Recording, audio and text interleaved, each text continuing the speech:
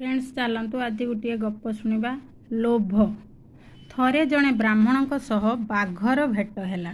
ब्राह्मणटी बाघ को देखी डरीगला किंतु बाघ ता सहित मिशिला। बाघ कहला मु गोटे कंकण आनी तुमको दान करी पुण्य अर्जन करी। जदि तुम्हें न नेब ताहले मु आउ कई ब्राह्मण को दान करदेवी।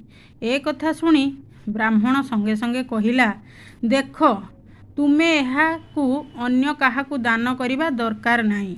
तुमर कथबार्ता शुणिबा परे मोर तुम प्रति अविश्वास थिले मध्य किछि किछि विश्वास जात हेउछि।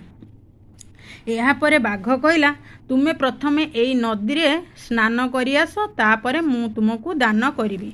ब्राह्मण ता मन भितरे बाघ को अविश्वास करुथाए किंतु चिंता कला बुढ़ा बाघटी तार किछि क्षति करि परिबो नाही। नदी रे बुड़टीए मारी सारिबा परे देखिबा कौन कहूची एहा भाबी से संगे संगे नदी को गाधोइबा पाई चलीगला।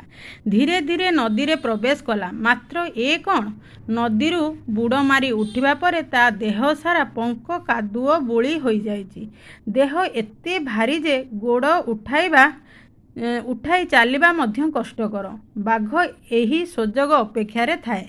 से जेमिति ब्राह्मण एमिति अवस्था देखिला संगे संगे ता ऊपर को लंफ मारी नख और दांत लगाई खंडिया खाबरा करी मारिदेला।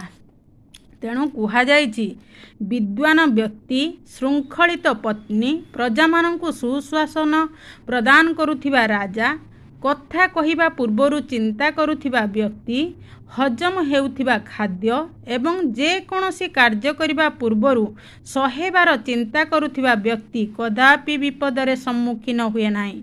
ब्राह्मणटी जदि लोभर वशवर्ती न होई किछि समय चिंता करिथांता ताहाले मृत्युवरण करिबाकू पड़ी नथांता।